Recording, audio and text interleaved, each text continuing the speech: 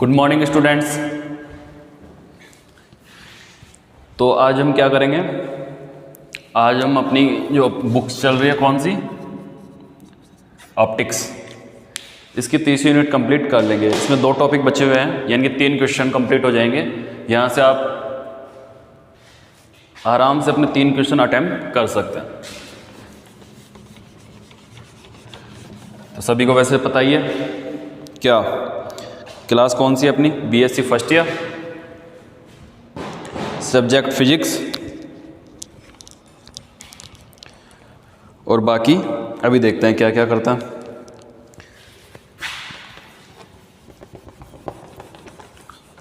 जो अपना wave motion चल रही थी, इससे पहले हमने एक वीडियो बना ली थी किसकी, इलेक्ट्रोमैग्नेटिक वेव्स की, जो हम बाद में करेंगे क्योंकि उससे वो हमारा चौथा क्वेश्चन है, वो कंप्लीट करवा देती है वो वाली यूनिट चैप्टर। तो हमें अभी 3 ही क्वेश्चन करना है। तो इससे पहले आपके 2 टॉपिक छूट गए, वो कंप्लीट करते हैं, और वो एग्जाम में किस पैटर्न से पूछते हैं उस हिसाब से करते हैं, ठीक है।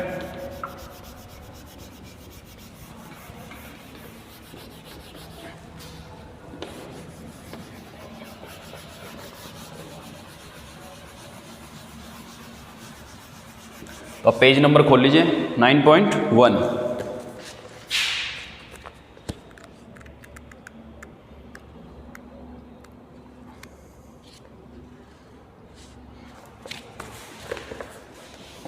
तो 9.1 से पहले है 8.34। इसमें देखते हैं एक क्वेश्चन है अनुप्रस्थ तरंग का, जो उसकी वेलोसिटी होती है, वेग, जो किसके बराबर होता है, किसके इक्वल होता है, प्रत्यास्थ गुणांक, और क्या था,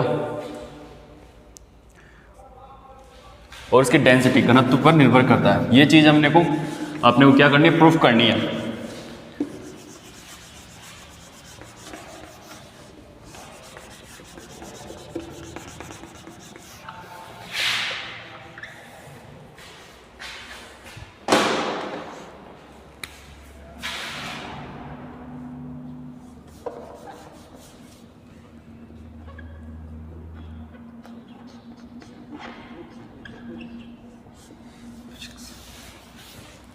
तो आप एक बार क्वेश्चन लिखिए, मैं लिख देता हूं, आप लिखना। सिद्ध करो कि क्वेश्चन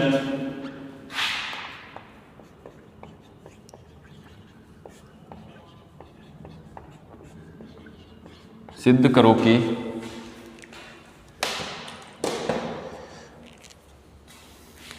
लिखिए आप, मैं थोड़ी सी इंक डाल लेता हूं। सिद्ध करो कि ठोस छड़ में अनुदैर्ध्य तरंग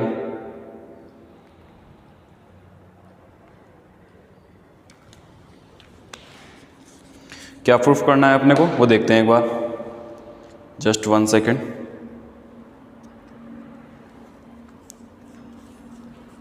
सिद्ध करो कि ठोस छड़ में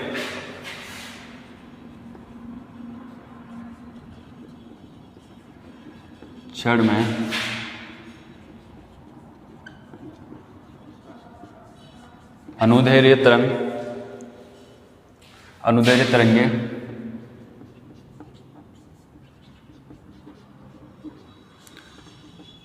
उत्पन्न होती है, और इसकी विवेचना करो, और इसकी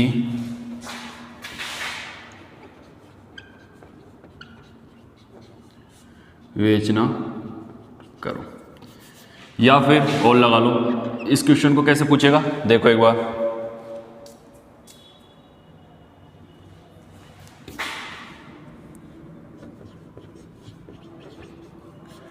सिद्ध करो कि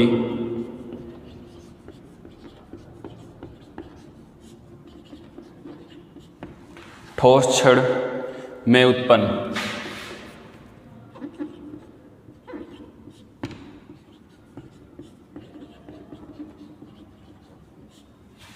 ठोस छड़ में उत्पन्न प्रत्यास्थ तरंग प्रत्यास्थ तरंग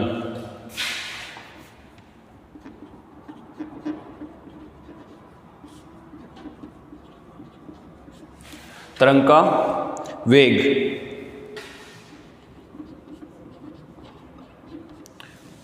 v इक्वल टू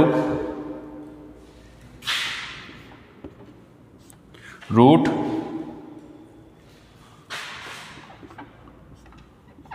रो होता है। या फिर इस इक्वेशन को कैसे पूछ सकता है, और देखिए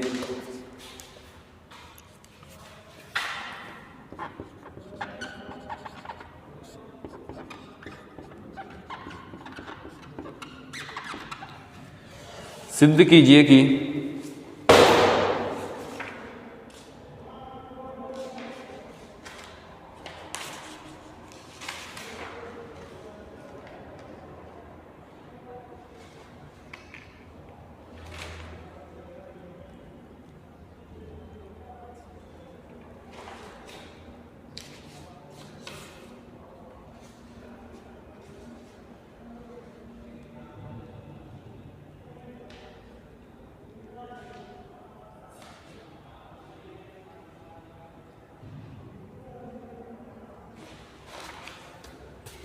सिद्ध कीजिए कि क्या सिद्ध करना है, सिद्ध कीजिए किसी ठोस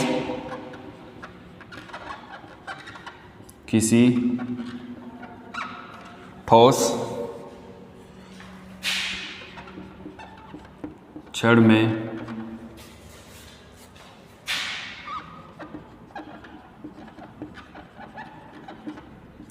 अनुदैर्ध्य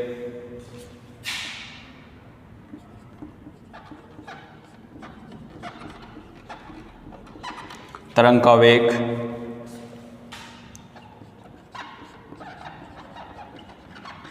उस पदार्थ के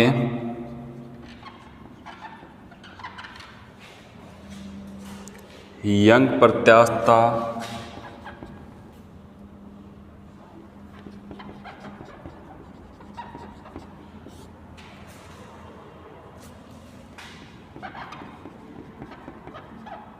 गुणांक तथा घनत्व पर निर्भर करता है।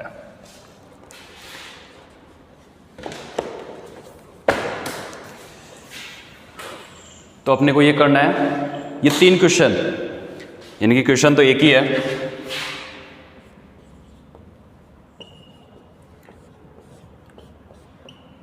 ये सिंगल क्वेश्चन है, तो 3 तरीके से पूछ सकता है। सिद्ध करो कि ठोस क्षण में अनुदैर्ध्य तरंग उत्पन्न होती है और इसकी विवेचना करो। पहला क्वेश्चन तो अपने को ये मिल गया।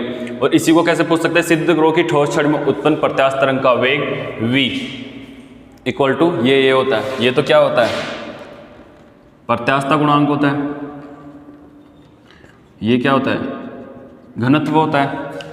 और इसी को कैसे पूछ रहा है, सिद्ध कीजिए कि किसी ठोस क्षण में अनुदैर्ध्य तरंग का वेग उस पदार्थ के यंग प्रत्यास्थता गुणांक तथा घनत्व पर निर्भर करता है। तो तीनों क्वेश्चन एक ही है, तो जैसे भी आए आपको एक ही करना है, और वो क्या करना है अभी देखते हैं, आगे करते हैं। अभी आप एक बार यहाँ लिख लीजिए इसको थोड़ा सा,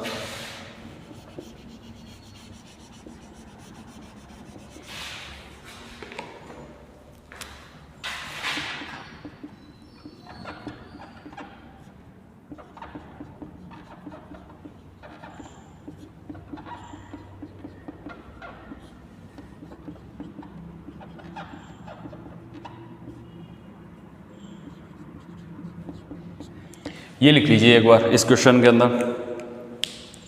तो ये 3 क्वेश्चन हो गए, और करना क्या है इनमें, अनुदैर्ध्य तरंगों के बारे में बात करते हैं।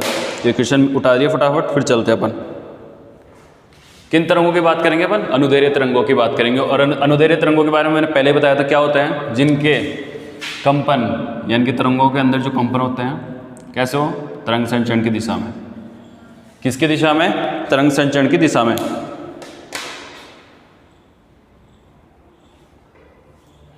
अब ये क्वेश्चन मिटाता हूँ और सॉल्यूशन करते हैं इनका, ठीक है।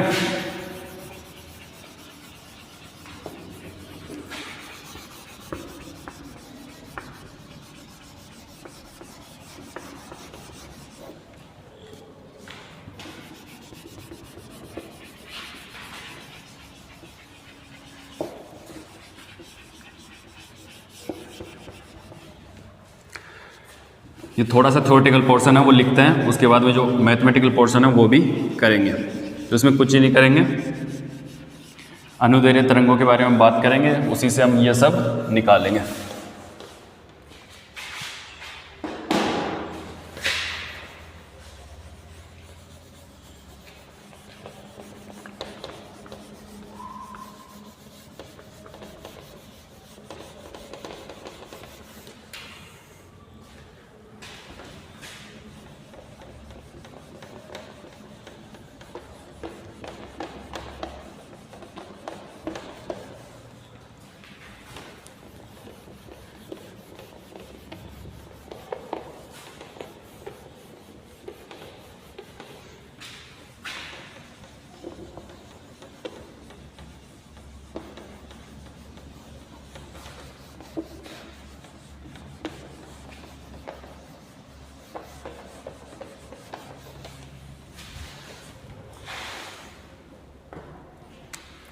सॉल्यूशन लिखिए।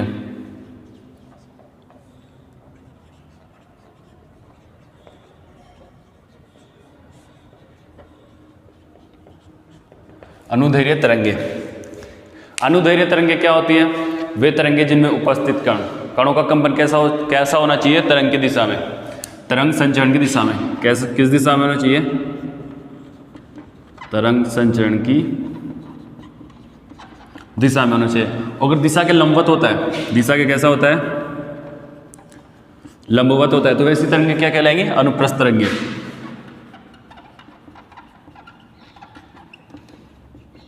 लेकिन हम अभी बात करेंगे अनुदैर्घ्य तरंगों की, तो हमारा क्या होगा? ये वाला, कणों के कंपन किस दिशा में होना चाहिए? तरंग संचरण की दिशा में। तो ऐसी तरंगे क्या कहलाती हैं?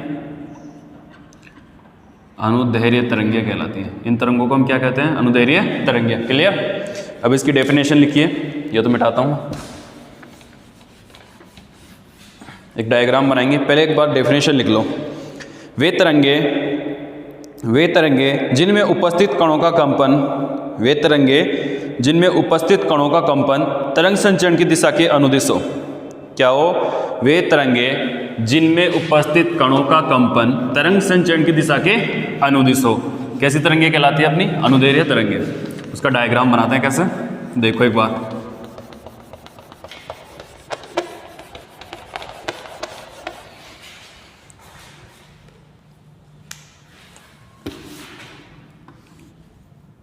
थोड़ा सीधा ले लो ये अपना वाई एक्सेस, ये एक्सेस है, ये अपने पास कोई वेव है।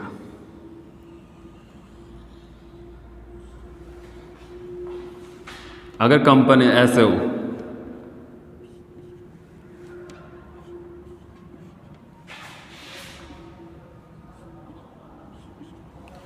तरंग संचरण की दिशा के कैसे? अनुदिश हो, तो फिर क्या हुआ? कौन सी?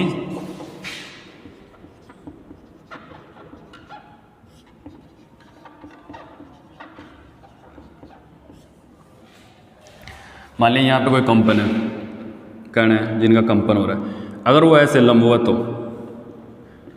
तो अनुप्रस्थ तरंग हो जाएगी, और अगर कंपन ऐसे हो क्षैतिज दिशा में, यानी कि इस तरफ तरंग जा रही है, तरंग संचरण की दिशा किस तरफ है? इस तरफ, और अगर कंपन भी सेम डायरेक्शन में हो तो कैसी तरंग हो जाएगी? वो अनुदैर्घ्य तरंग है। ये क्लियर? तो जो काम की है वो तो रख लेते हो, बाकी का मिटा देता है।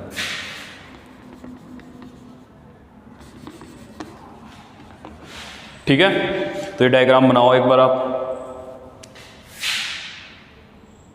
ये अपना मूल बिंदु, ये y और ये अपना x।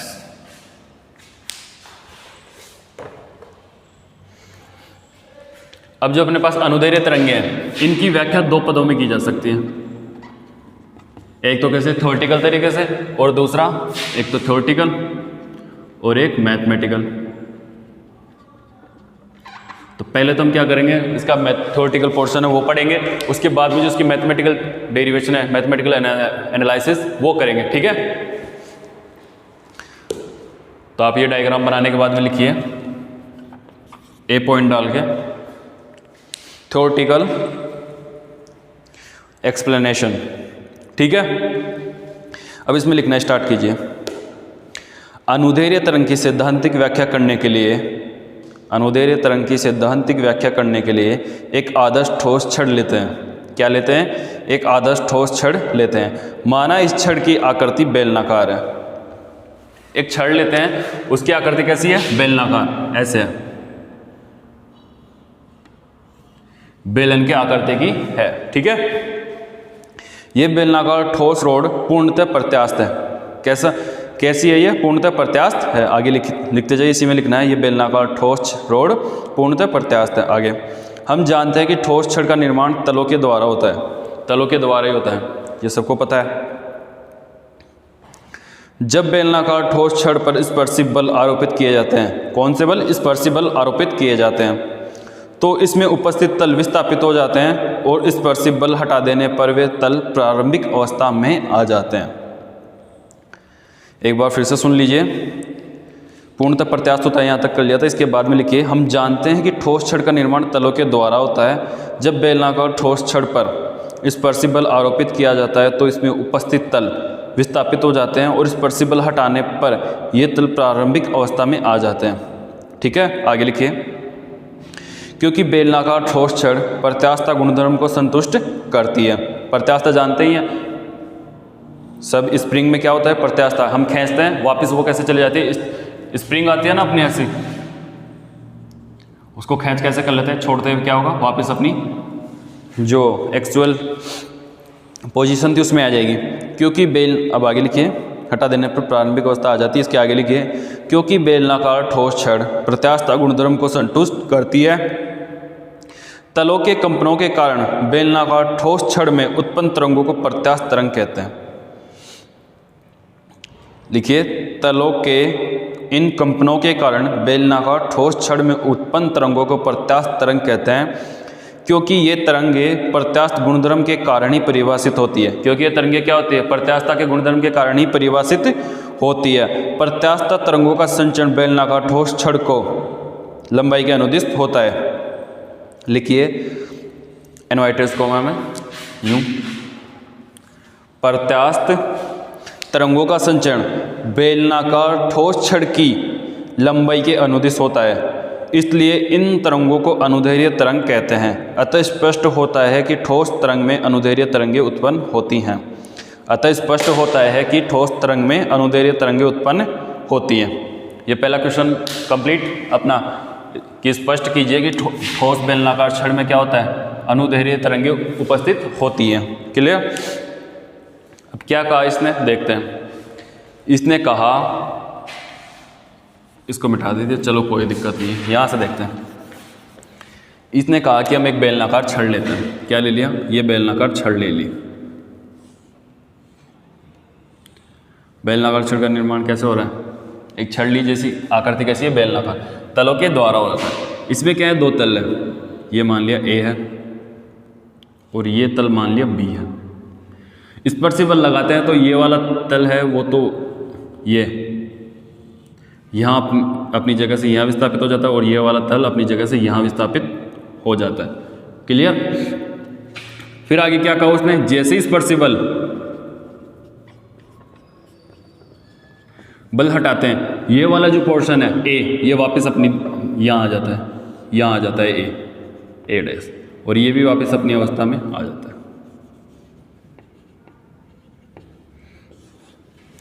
तो तलों में जो कंपन होता है उससे जो तरंगे प्राप्त होती है उन्हें बोलते हैं प्रत्यास्थ तरंग। प्रत्यास्थ तरंगे बोलते हैं। क्या बोलते हैं? प्रत्यास्थ तरंग बोलते हैं। और जो प्रत्यास्थ तरंगे होती हैं, इनके जो कंपन होते हैं, इनमें जो कंपन होते हैं, जो ये बेलन की लंबाई होती है ऐसे, इसके अनुदिश होते हैं। कैसे होते हैं? एक्सिस के अनुदिश, इसके अकॉर्डिंग। जैसे मान लो ये कोई वेव जा रही है तो इसके कंपन भी इस दिशा में हो रहे हैं, तो इससे क्या प्रूफ होता है? तो ऐसी तरंगों को हम क्या कहते हैं? अनुदैर्घ्य तरंगे कहते हैं। अनुदैर्घ्य तरंगे कहते हैं। क्लियर? तो ये एक बार फटाफट, अब तो क्या उतारना है इसका, वो उतार लिया। अब आगे चलते हैं, आगे लिखते हैं इसके बारे में, ये मिटाते हैं एक बार।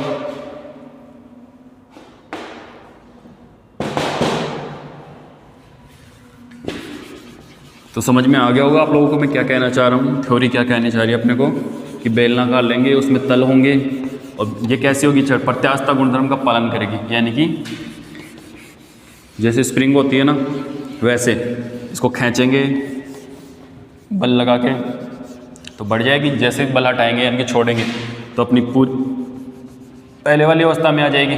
इसी गुण को क्या बोलते हैं, प्रत्यास्थता का गुणधर्म बोलते हैं। तो इस पे जैसे बल हटाएंगे तो इसके जो तल थे वो वापस अपनी दिशा में चले जाएंगे, तो तलों में जो कंपन होगा उससे तरंगे उत्पन्न होगी, उन तरंगों को क्या बोलेंगे, प्रत्यास्थ तरंगे बोलेंगे। और इनके जो कंपन होंगे वो कैसे होंगे, बेलन की लंबाई के जो अनुदिश होंगे, यानी कि तरंग के अनुदिश, और अनुदिश होंगे तो कौन सी तरंगे होंगी, अनुदिश होते हैं तो कौन सी तरंगे होती है, अनुदैर्ध्य तरंगे, और अगर लंबवत होते हैं तो कौन सी होती है, अनुप्रस्थ तरंगे।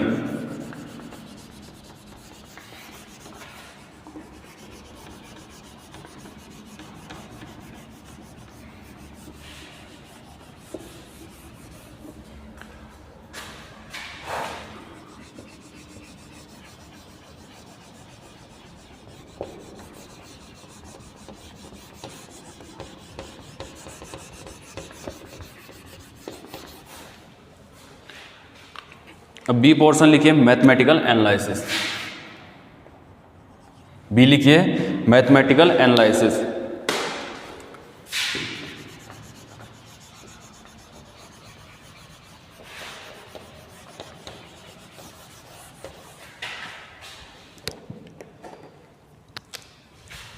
लिखिए बी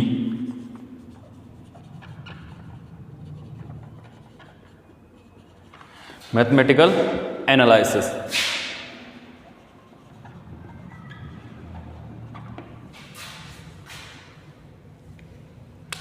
मैथमेटिकल एनालिसिस।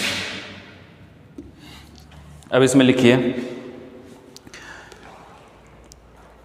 या फिर हिंदी में लिखना चाहो तो हिंदी में लिख ले, गणितीय विश्लेषण।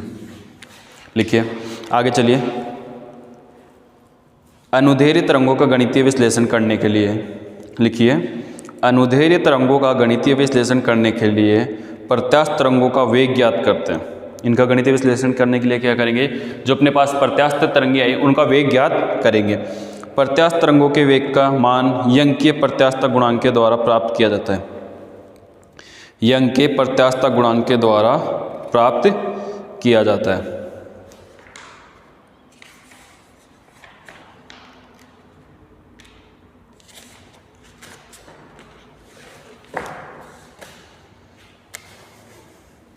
अब एक डायग्राम बना लीजिए, आप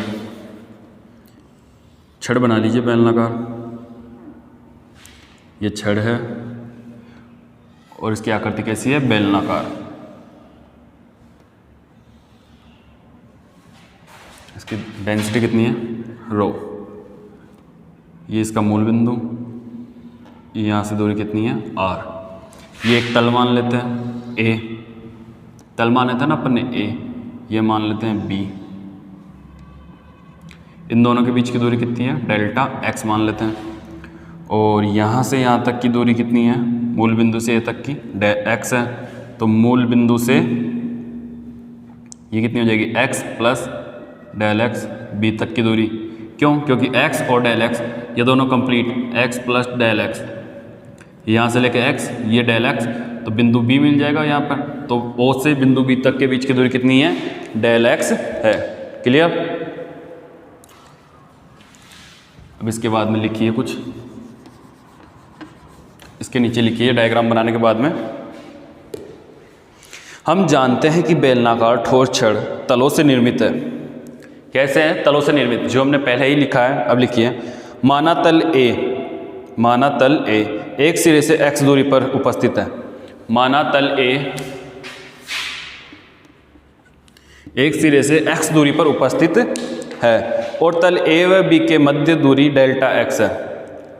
तल ए व बी के मध्य अत्यल्प दूरी, तल ए व बी के मध्य अत्यल्प दूरी डेल्टा x है। अर्थात तल बी सिरे से डेल x दूरी, लिखिए अर्थात तल बी सिरे से x प्लस डेल एक्स दूरी पर उपस्थित है। क्लियर हो गया इतना? अब एक डायग्राम और बनाइए, इसको मिटा देते हैं, दूसरा बनाते हैं, या फिर इस तरफ बना लेते हैं इसको मिटा के। अब क्या करेंगे, इतना तो हमने आगे लिख लिया था, अब हम क्या करेंगे, इस पे स्पर्शी बल क्या करेंगे, आरोपित करेंगे, इस पे बल आरोपित करेंगे। बल भी कौन सा, स्पर्शी बल।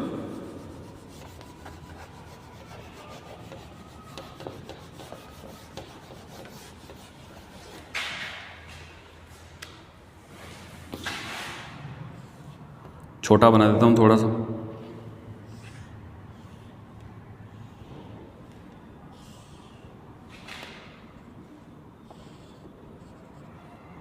ये आर था, ये अपने पास तल था ए, ये अपने पास तल था बी, ये वाली दूरी थी एक्स, ये बीच की दूरी थी डेल एक्स, और ये थी अपने पास एक्स प्लस डेल एक्स। इसकी डेंसिटी कितनी थी, रो थी, एफ।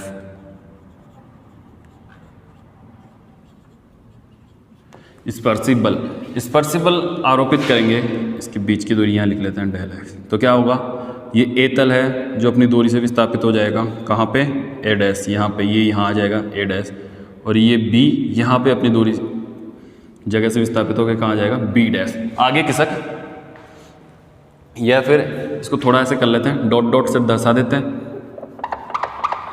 क्योंकि परमानेंट तो होगा नहीं है, जब तक बल रहेगा तब तक।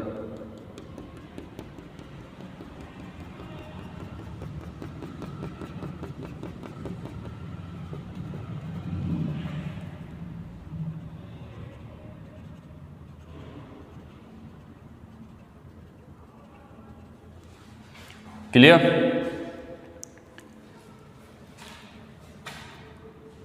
ये कितना हुआ, साई, और ये यहाँ से यहाँ तक का कितना हुआ, साई प्लस डेल साई।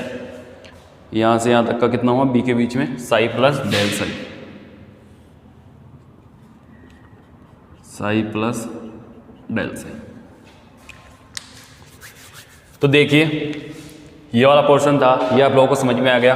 क्या था, इसमें एक बेलनाकार छड़ है जिसका निर्माण कैसे हुआ, तलों से निर्मित हुआ है। तो हमने दो तल मान लिए, पहला ए और बी, इन दोनों के बीच में तल दूरी कितनी है, डेल एक्स, और ये इस सिरे से कितनी दूरी पर है, एक्स पे, और बी को कितनी दूरी पर है, एक्स प्लस डेल एक्स दूरी पर, और इसकी डेंसिटी कितनी है, रो, और इसकी मूल बिंदु से यहाँ तक की दूरी कितनी, आर, मतलब रेडियस। क्लियर? अब क्या करेंगे हम, स्पर्शी बल आरोपित करेंगे। क्लियर? तो क्या होगा, ये ए है, ए तल जो अपनी जगह से क्या हो जाएगा, विस्थापित, और कहाँ आ जाएगा, ये देखिए यहाँ पे आ जाएगा, और ये जो बी है वो अपनी जगह से विस्थापित होके कहाँ आ जाएगा, यहाँ पे आ जाएगा। क्लियर? तो इन दोनों के बीच में फंक्शन साई, और इसके बीच में कितना हो जाएगा, psi plus del psi. Clear? चलिए आगे चलते हैं, अब लिखते हैं इनके बारे में, अभी लिखेंगे तब आपको क्लियर हो जाएगा। लिखिए, अब हम बेलनाकार ठोस छड़ पर स्पर्शीय बल आरोपित करते हैं। अब हम बेलनाकार ठोस छड़ पर स्पर्शीय बल आरोपित करते हैं, जिसके कारण बलों में कंपन होता है, जिसके कारण तलों में कंपन होता है। क्या होता है, बल आरोपित करेंगे तो तलों में कंपन होगा, कंपन होगा। तो माना तल ए डैश पर विस्थापित हो जाता है, जिसके कारण विस्थापन साई है, और तल बी डैश पर विस्थापित हो जाता है, जिसके लिए परिभाषित विस्थापन कितना है, साई प्लस डेल साई है। ये क्या है, विस्थापन। प्रारंभिक अवस्था में तलों के मध्य दूरी, अब ये मिटाते हैं, अब अपनी मैथमेटिकल प्रोसेस स्टार्ट हो गई। प्रारंभिक अवस्था ये है अपनी, इसके क्या कहा उसने, प्रारंभिक अवस्था में तलों की मध्य दूरी कितनी है, तल दूरी डेल एक्स, यानी कि ए बी।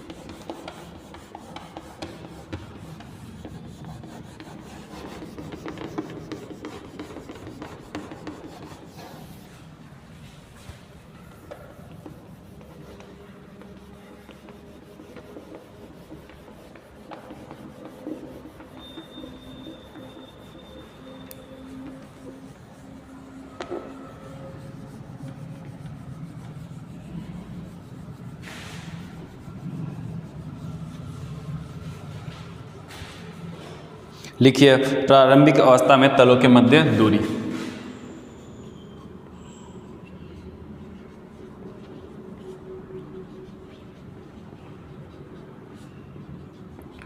प्रारंभिक अवस्था में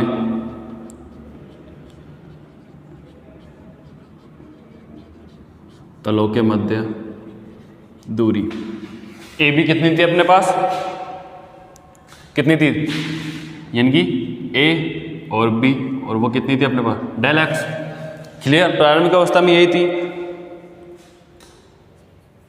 अंतिम अवस्था में देखिए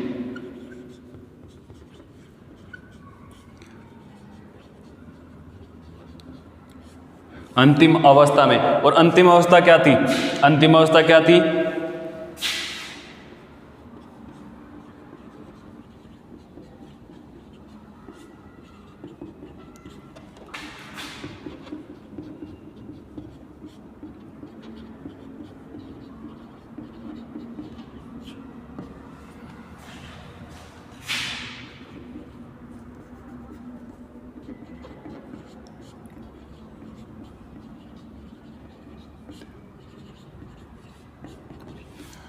प्रारंभिक अवस्था में तलों के मध्य दूरी कितनी थी ए बी, और ए बी कितनी थी डेल एक्स।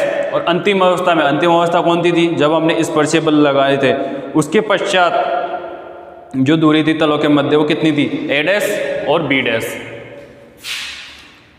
ए डैश और बी डैश।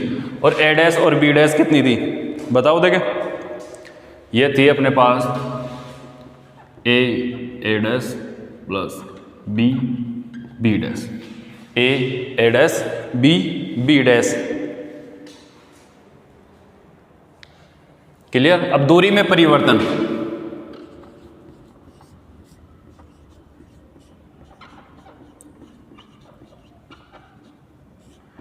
कितना हुआ दूरी में परिवर्तन बताओ, ए डैश बी डैश और ए और बी। अब ये क्या कहना चाह रहा है, ऐसा तो समझ में आएगा नहीं, डायग्राम बनाते एक बार फिर से। ये बेलनाकार छड़ आ गए अपने पास, ये अपना ए था, ये बी था,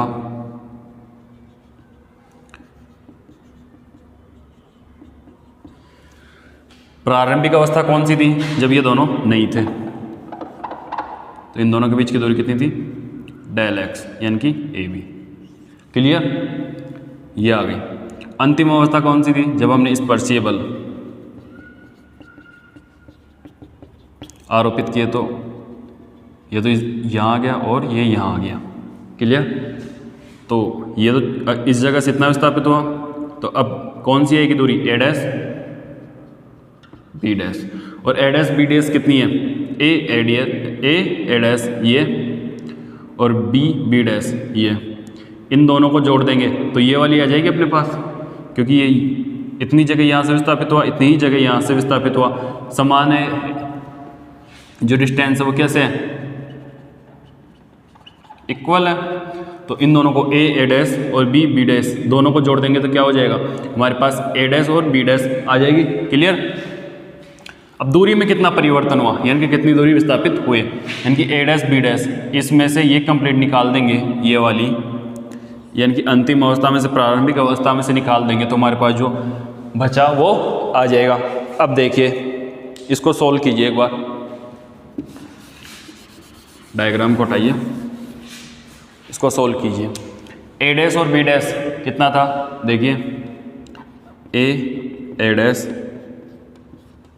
plus B dash minus A B कितनी है अपने पास, ए बी देखो एक बार,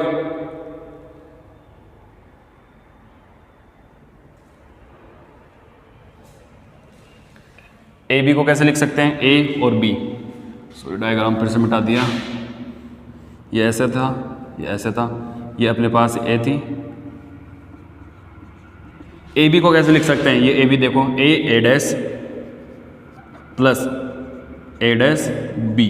क्लियर। इसको हम ऐसे लिख सकते हैं दो भागों में। अब इसको आगे सॉल्व करेंगे तो देखो A dash plus B dash minus A dash minus A dash B, ये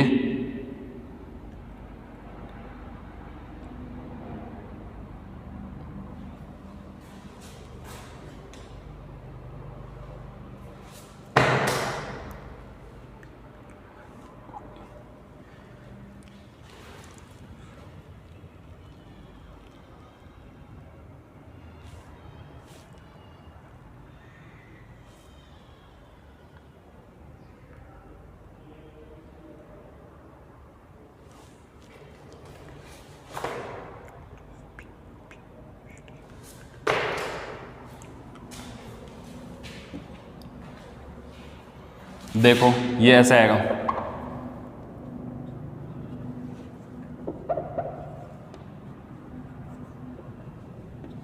कैसे आएगा इधर देखो एक बार डायग्राम इधर बनाते हैं, उस तरफ थोड़ा कॉम्प्लिकेटेड हो गया।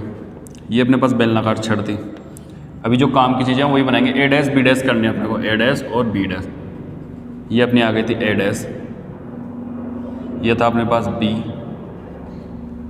और ये था बी डैश। अपने को निकालना है ए डैश और बी डैश, तो ये क्या हो जाएगा A dash B plus B dash. तो ये करना था, जैसे हम ये करेंगे ये क्लियर हो जाएगा। बचेगा क्या अपने पास B dash minus A dash, और बी डैश का मान कितना था साई प्लस डेल साई, कितना था साई प्लस डेल साई, और ए डैश का मान कितना था। इन दोनों के बीच में विस्थापन कितना था वो देखो एक बार, ये लो ये कैंसिल आउट, क्या बचा डेल साई बच गया। ये उतारिए फटाफट, फिर आगे चलते हैं। विकृति की परिभाषा कैसे करते हो। विकृति क्या होता है, दूरी में परिवर्तन और प्रारंभिक दूरी। ये चीजें आप डायग्राम में देखेंगे ना तो आराम से क्लियर हो जाएगी। एक बार फिर से बता देता हूं मैं, अपने को ए बी निकालनी थी, जैसे डायग्राम ऊपर बनाते हैं इस बार।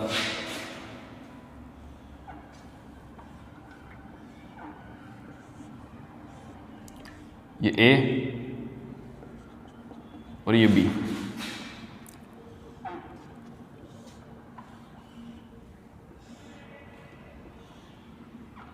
A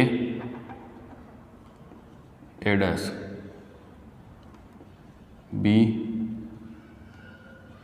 B dash. तो देखो ए बी के बीच की दूरी ये लो डेल एक्स प्रारंभिक, क्लियर। लगाने पश्चात ए dash B dash, A dash और B dash, A dash B dash को क्या लिख सकते हैं हम ए डैश प्लस बी डैश। इन दोनों को जोड़ेंगे तो हमारे पास ये वाली आ जाएगी। अब देखो दूरी में परिवर्तन क्या होगा, इस जो विस्थापन होगा उसमें से ये प्रारंभिक निकाल देते हैं, अंतिम अवस्था में से प्रारंभिक। तो ए डैश और बी डैश निकालिए, ए डैश और बी डैश कैसे आएगी, ये ए डैश और ये बी डैश, यानी कि ये दूरी चाहिए अपने को, तो इसको ऐसे लिख सकते हैं ये यहाँ तक की दूरी, यानी कि A dash B plus B dash. ये आ गई क्लियर। अब ए बी चाहिए अपने को, क्या चाहिए ए बी, यानी कि ये, तो इसको कैसे लिख सकते हैं ए डैश प्लस ए डैश बी, क्लियर। ये ऐसे ही किया है बस, ठीक है। और इन दोनों के बीच में जो विस्थापन था उसका मान रख दिया, बी डैश के बीच में विस्थापन कितना था। अगर किसी ने नहीं उतारा तो वीडियो को पॉज करे और आराम से उतार ले। विस्थापन कितना था बी डैश के मध्य psi plus del psi minus A और ए डैश के मध्य कितना था विस्थापन साई, तो साई से साई कैंसिल आउट हो जाएगा और अपने पास क्या बचेगा डेल साई। अब विकृति निकालेंगे। विकृति क्या होगी भाई, जितनी परिवर्तन हुआ दूरी और प्रारंभिक दूरी, इन दोनों के अनुपात को क्या बोलते हैं विकृति बोलते हैं।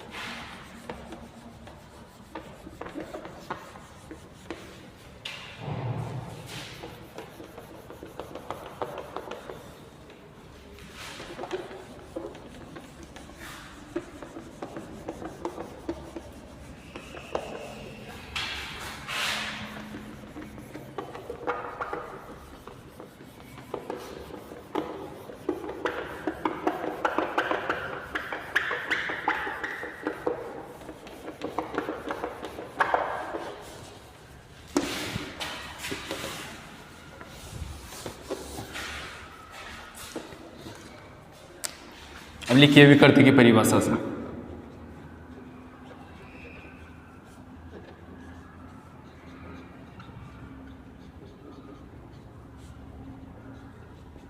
विकृति की परिभाषा से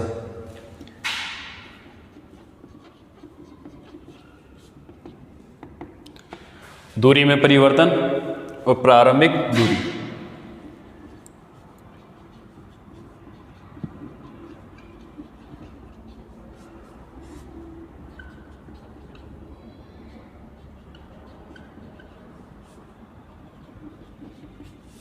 और दूरी में परिवर्तन कितना था अपना, देखो डेल सही, प्रारंभिक दूरी कितनी थी, डेल एक्स। यहाँ तक ठीक है। आंशिक अवकलन के रूप में लिखने पर देखो, आंशिक अवकलन के रूप में लिखो,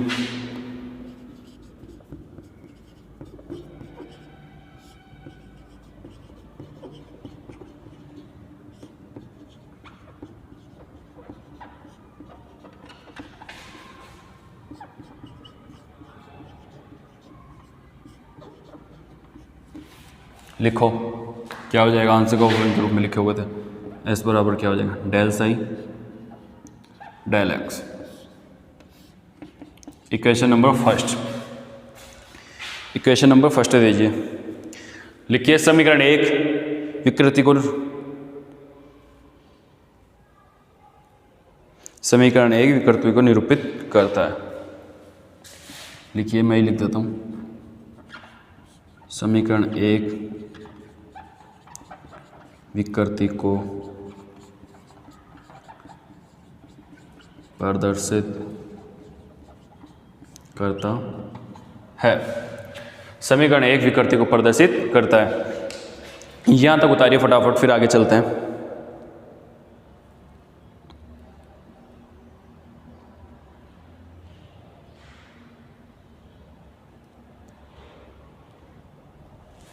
किसी ने नहीं उतारा हो तो वीडियो पॉज करो, आराम से उतारे।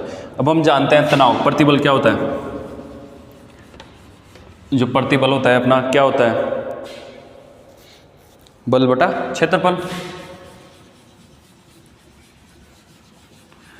और यंग प्रत्यास्थता गुणांक क्या होता है, प्रतिबल बटा विकृति।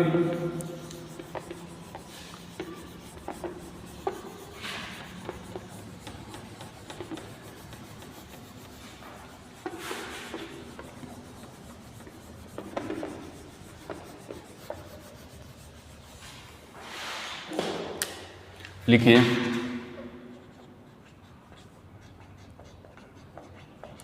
हम जानते हैं कि क्या तनाव या प्रतिबल क्या होता है, बल बटा क्षेत्रफल, बल बटा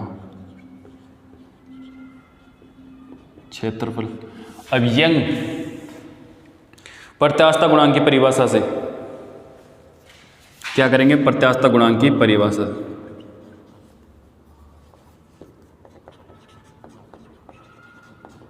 प्रत्यास्थता गुणांक की परिभाषा से। और प्रत्यास्थता गुणांक की परिभाषा यानी कि यंग प्रत्यास्थता गुणांक क्या होता है, प्रतिबल बटा विकृति।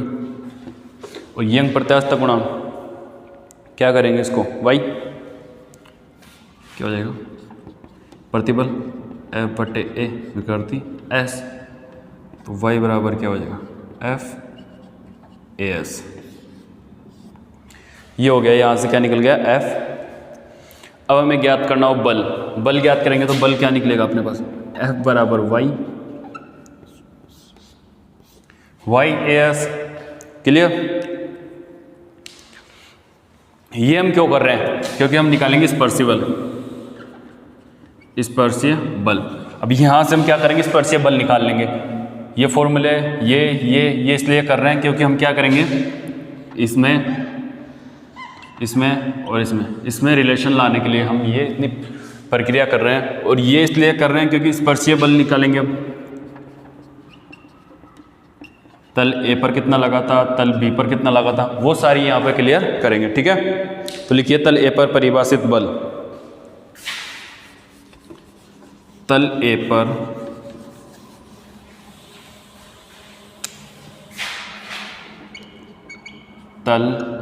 पर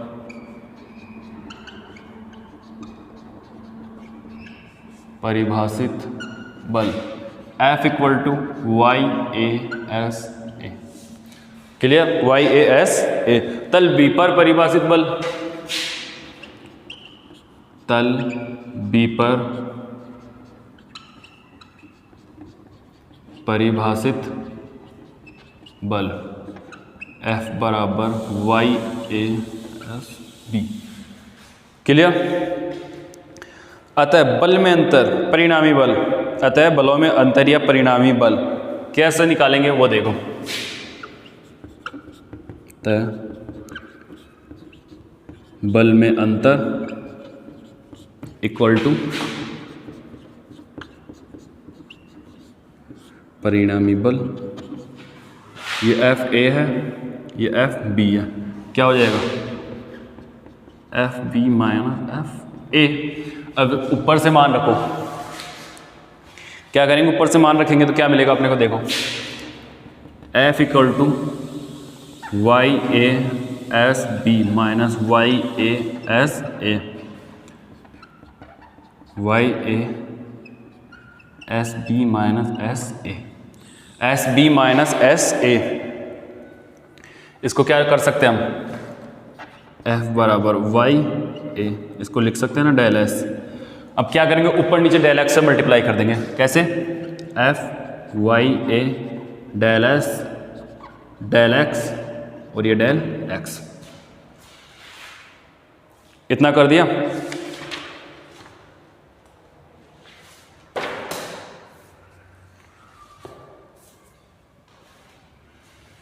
अब आंशिक अवकलन के रूप में लिखेंगे तो क्या मिलेगा हमें, F equal to Y A del S del x और ये अपना डेल एक्स ऐसे ऐसे। अब लिखिए समीकरण 1 से एस का मान रखने पर, समीकरण 1 से एक्स का मान रखेंगे तो क्या हो जाएगा, वाई बराबर वाई ए, ये एफ है परिणामी बल, वाई बराबर एफ ए डेल डेल, समीकरण 1 कहाँ गया अपना, समीकरण 1 क्या निकालता अपन ने, S equal to del psi del X, तो इसमें लिखेंगे del square psi del x square और ये डेल एक्स। समीकरण 1 यही तो था अपने पास, क्या निकाला था अपन ने, विकृति बराबर क्या निकालता, del psi upon del X, तो ये लिखेंगे उसकी जगह डेल एस डेल एक्स, तो del upon del X, X है कैसे, del psi upon del X, तो ये हो जाएगा del square del x square psi ऐसे कैसे, यही हमें लिखना था। तो ये अपने पास, इसको थोड़ा तरीके से लिख लो, f equal to Y A del x dot del square psi del x square, equation number 2। लिखिए समीकरण 2 के बारे में। समीकरण 2 बल को परिभाषित करता है। इक्वेशन नंबर 2, समीकरण 2 बल को परिभाषित करता है। समीकरण 2 बल को परिभाषित करता है। अब घनत्व की परिभाषा से, अब क्या कर रहे हैं हम, घनत्व भी ले रहे हैं क्योंकि हमें क्या चाहिए, घनत्व भी चाहिए कि हमने देखा था कि वेलोसिटी किस पे डिपेंड करती है, घनत्व पे और प्रत्यास्थता गुणांक पे। तो प्रत्यास्थता गुणांक आ गया, वेलोसिटी भी आ जाएगी और घनत्व चाहिए, वे डेंसिटी चाहिए। तो ये यहाँ तक उतारिए एक बार, फिर चलते हैं आगे।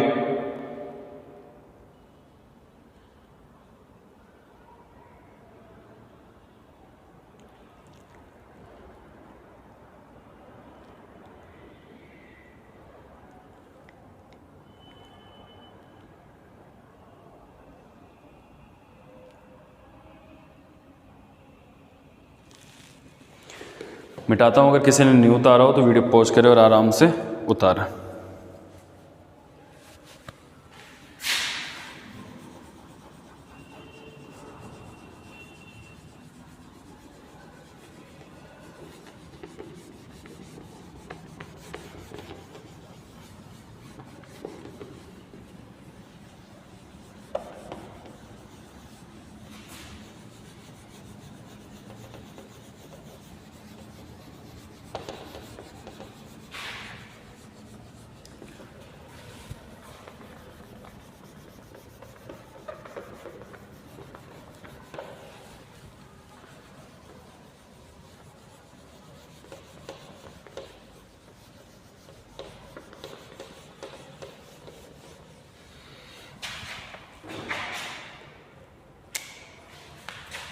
लिखिए घनत्व की परिभाषा से।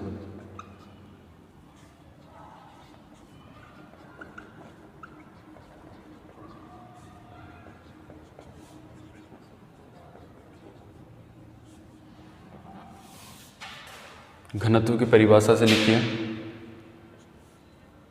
क्या होता है, रो इक्वल टू क्या होता है, द्रव्यमान बटा आयतन। क्या होता है, द्रव्यमान बटा आयतन। द्रव्यमान बटा आयतन कितना, M V, rho M V. Clear हो गया। अब एम द्रव्यमान निकाले तो कितना हो जाएगा, M equal to rho V. चूँकि हम जानते हैं वी इक्वल टू क्या होता है, ए डेल एक्स आयतन, एम इक्वल टू क्या हो जाएगा, रो ए डेल एक्स। रो ए डेल एक्स हो जाएगा एम इक्वल टू। अब देखिए तरंग के लिए विस्थापन y से निरूपित किया जाता है। लिखिए, लिख लेते हैं, मैं क्या बोलूँगा एक बार। तरंग के लिए विस्थापन y से निरूपित, साई से निरूपित किया गया है। अब जैसे मान लेते हैं, अतः त्वरण del psi equal to del X, T के रेस्पेक्ट में करेंगे। किसके रेस्पेक्ट में करेंगे, टी के रेस्पेक्ट में। ठीक है, उधर किसके रेस्पेक्ट में आया था, एक्स के रेस्पेक्ट में। तो भी देखिए साई क्या है, विस्थापन। जैसे अगर एक्स होता है तो त्वरण क्या होता है, वेग में परिवर्तन की, देख वेग क्या होता है, D x upon d T, समय के साथ वेग में परिवर्तन की दर वी। और त्वरण क्या होता है, d v upon d t. तो अगर इस ऐसे लिखेंगे तो क्या हो जाएगा, d x equal to d t square. तो यहाँ विस्थापन एक्स की जगह क्या ले रखा है हमने, साई। तो क्या हो जाएगा, आंशिक अवकलन के रूप में लिखेंगे तो क्या हो जाएगा, del square psi del t square. इसलिए हम लोगों ने ऐसा लिखा है। यहाँ तक उतारिए एक बार फटाफट।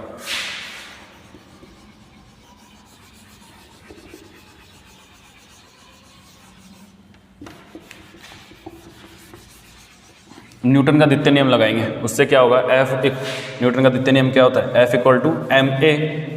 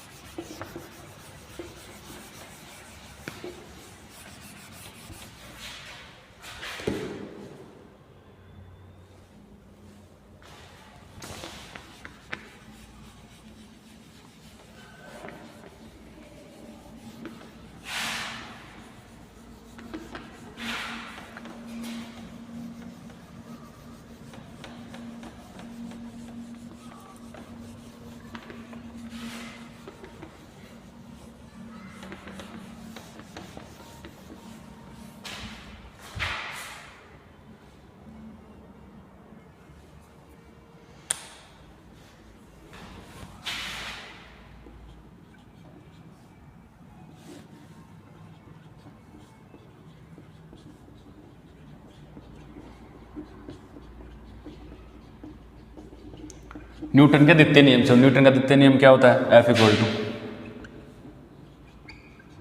द्रव्यमान, या फिर डायरेक्ट लिख लो एम क्रॉस ए।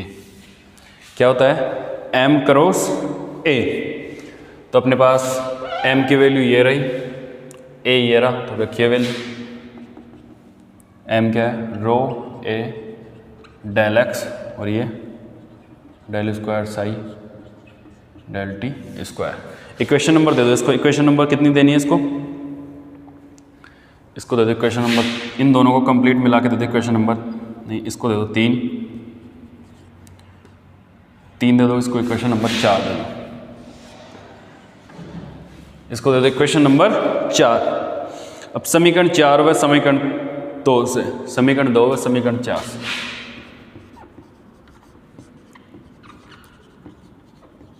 समीकरण 4 से क्या होगा देखिए एक बार, रखिए मान y ए del x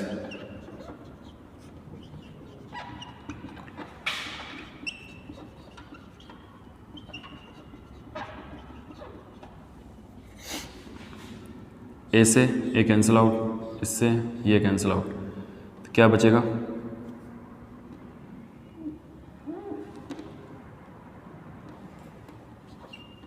del square psi del t square. थोड़ा इस तरफ कर लेगा इसको, या फिर ऐसे ही रखें, एक्स की तरह कर लो, उसको कर देंगे उसके रो, ये del square psi del t square. इसको नीचे ले लेते हैं अपॉन में, जैसे del square psi del x square equal to 1 upon rho, ये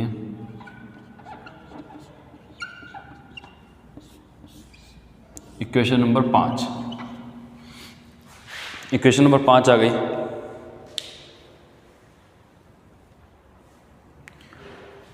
इधर मिटा देता हूँ।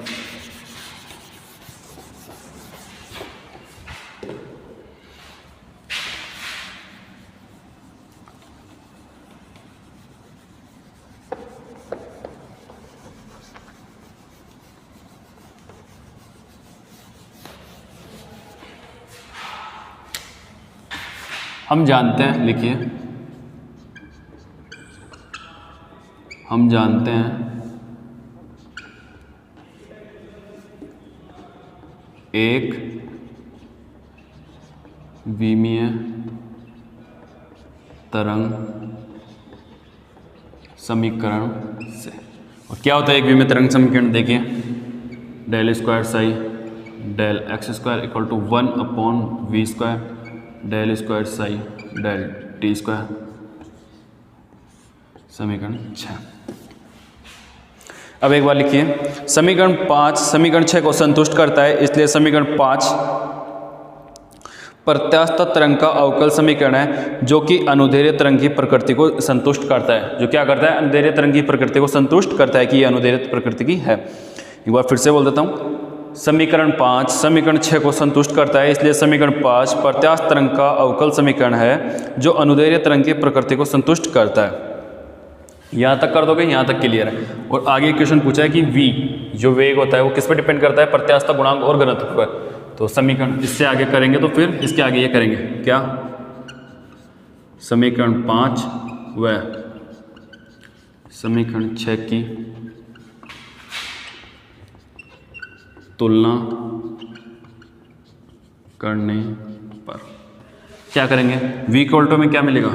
वी स्क्वायर इक्वल टू क्या मिलेगा? y।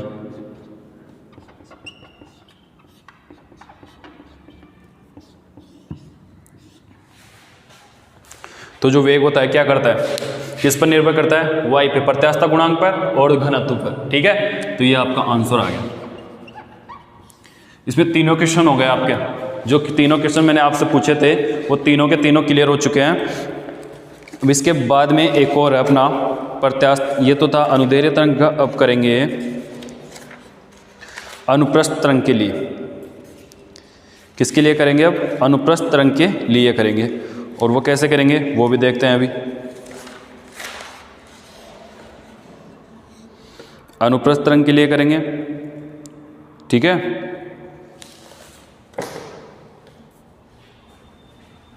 तो यहाँ तक उतार लीजिए। यहाँ तक कोई दिक्कत हो या कोई प्रॉब्लम हुआ तो आप मुझे बताइए, कमेंट कीजिए, मैं आपकी प्रॉब्लम सोल्व कर दूंगा। ये घनत्व की परिभाषा से घनत्व क्या होता है? द्रव्यमान बटा आयतन। आयतन क्या होता है? ये न्यूटन का द्वितीय नियम लगाया और वे फोर्स निकाल लिया। अब समीकरण 4 भी फोर्स का है और 2 भी, तो इन दोनों को क्या करेंगे? समीकरण इक्वल कर देंगे। इक्वल करने के बाद हमारे पास इक्वेशन आ जाएगी। इसमें इसको बराबर ले लेंगे। क्यों? एक v में तरंग समीकरण के जैसे करने के लिए। तो v की वैल्यू में क्या प्राप्त हो जाएगी? ये v इक्वल टू ये, दोनों की जब तुलना करेंगे तो v इक्वल टू ये प्राप्त हो जाएगा हमें। ठीक है, क्लियर? यहाँ तक अगर किसी को कोई प्रॉब्लम आई हो तो आप बता सकते हैं। तो ये उतारिए फटाफट, फिर आगे चलते हैं हम लोग। अगर किसी ने नहीं उतारा हो तो वीडियो पॉज करे और उतार लें।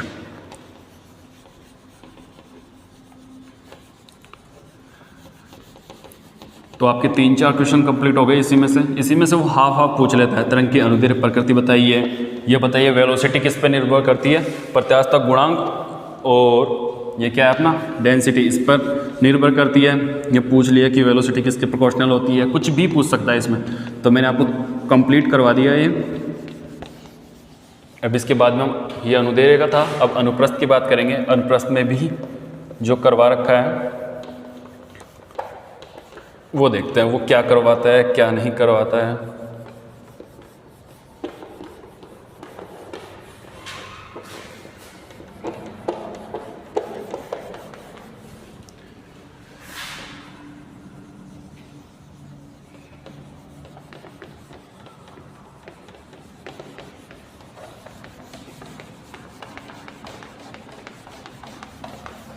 इसके बाद में आपके इस वाले ऑप्टिक्स में 3 क्वेश्चन कंप्लीट, लगभग अप्रॉक्सीमेट 3 क्वेश्चन कंप्लीट हो जाएंगे आराम से। आप 60%, बाकी का जो एक क्वेश्चन बचा है 4 तो करने होते हैं आप लोगों को।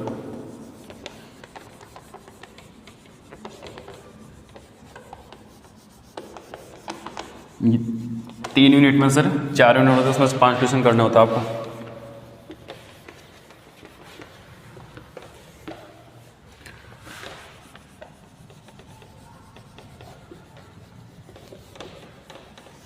तो यहाँ तक आपके 3 क्वेश्चन हो जाएंगे, एक टॉपिक और बच रहा है। आज के लिए इतना ही काफ़ी है, धन्यवाद। ये पढ़िए, या इसमें कोई प्रॉब्लम आए तो आप कमेंट कर सकते हैं आराम से, कोई दिक्कत नहीं उसमें, ठीक है।